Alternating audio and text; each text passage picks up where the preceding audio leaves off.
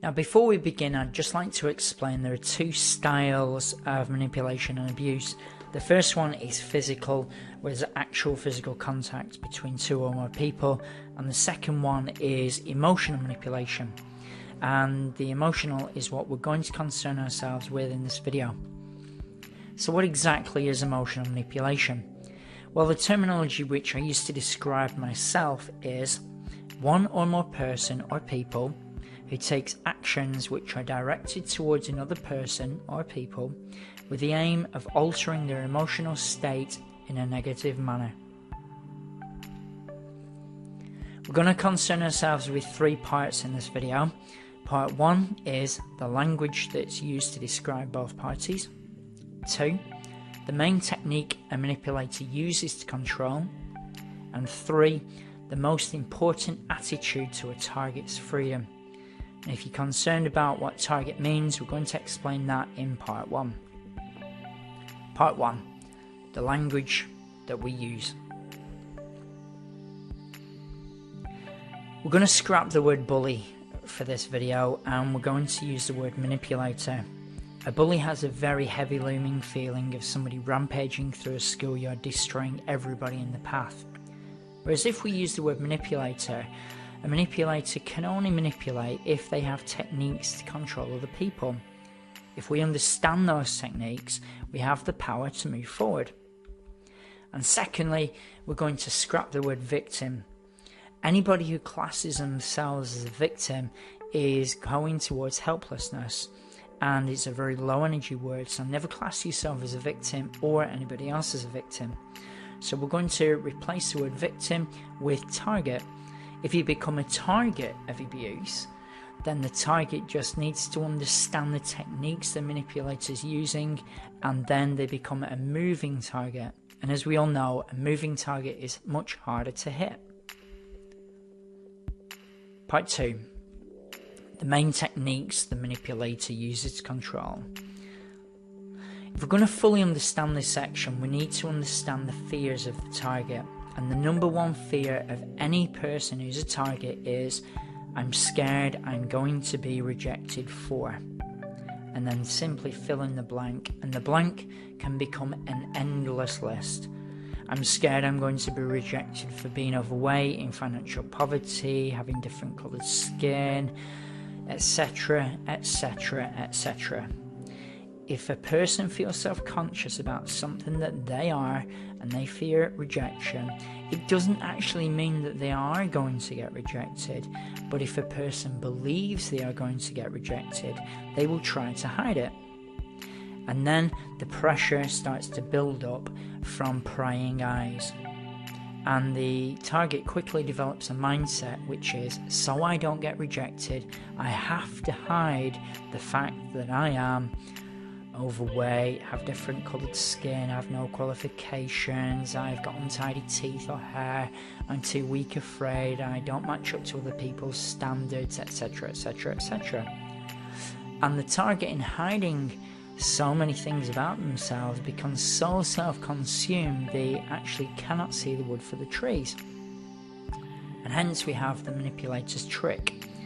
The manipulator's trick is extremely simple in its concept, which is, I'm going to tell others or personally reject you for, and then they find the target's fear.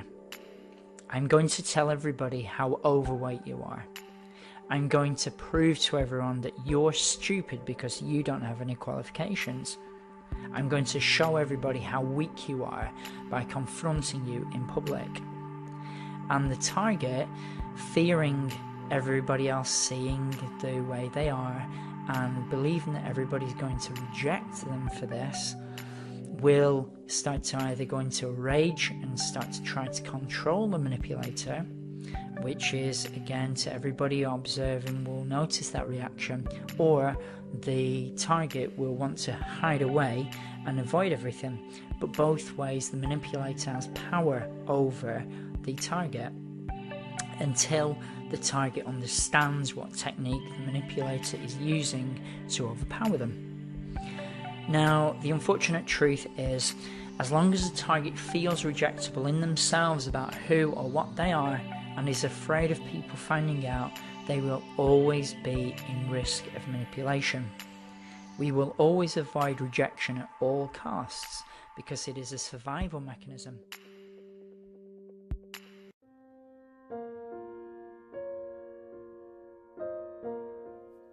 So for tonight's video, I wanted to talk about a term called flying monkeys. And this is a fantastic term. Whoever invented this just should win an award. I mean, it's so clever, whoever came up with this. A flying monkey is from the movie The Wizard of Oz, and it's used to describe a person that the narcissist is able to con into thinking that they are the victim, and that the narcissist's real victim is actually the bad guy. So a flying monkey is created generally during like the devaluing stage of a narcissistic relationship. In case you didn't know, there's 3 stages of a narcissistic relationship. There's idealize, devalue, and then discard. I don't like the word idealize. I think it's probably a better word is luring, because they're really just sucking people in.